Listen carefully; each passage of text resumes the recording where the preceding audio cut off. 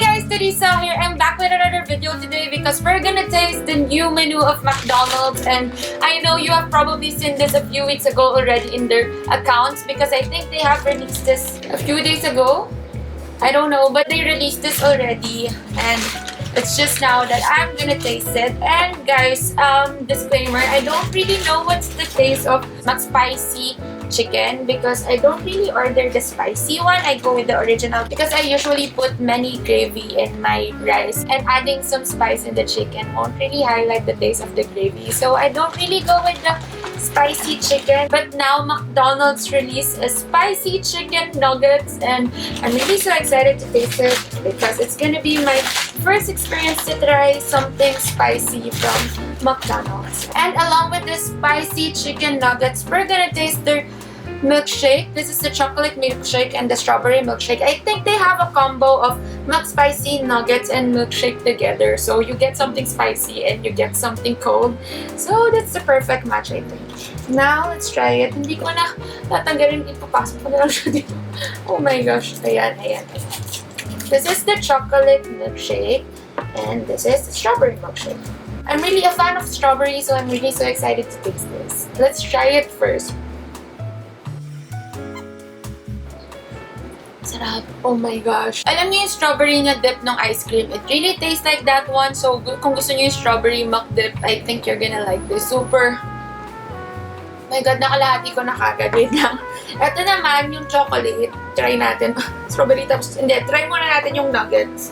Let's try the McSpicy nuggets. I think they have two dips for this one, but I got the classic McNuggets sauce. So, let's try it. Dati ayoko yung lasa ng bit ng McNuggets, pero habang tumanda ako, naging gusto ko na siya. So, ito na, guys. Ano ba yung difference niya sa...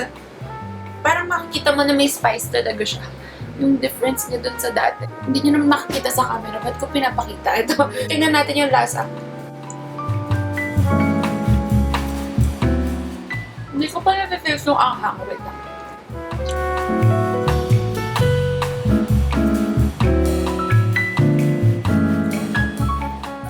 Hindi naman maanghang. Wait lang, try natin ulit ha. Ay, maanghang nga siya.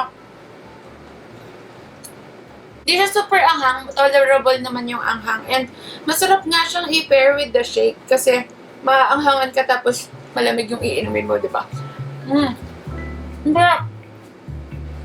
Ang sarap magkanin kung ganito siya maanghang. I think meron silang rice meals with the nuggets now. Perfect combo, guys. Mas masarap kainin to na may kanin. Let's try the chocolate milkshake. My gosh, para mong iniinom yung chocolate na.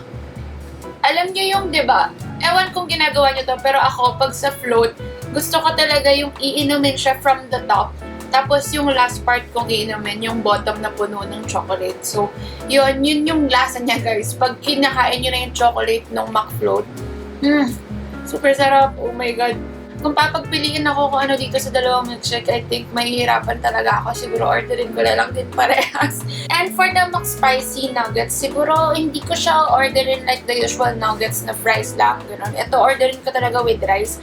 Mas masarap siya na may kanin. At saka, siguro, pag nag-order na ako ng kanin, mag-order din ako ng gravy. I think masarap din to with the gravy.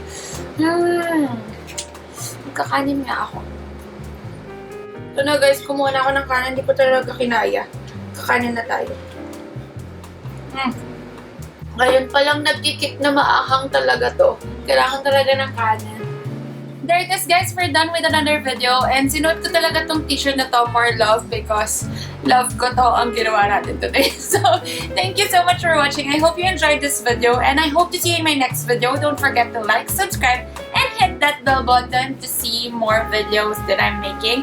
I'm really looking forward to your review on these things that McDonald's released. And let's see if you would like my favorite milkshake also. So, bye! Thank you so much for watching!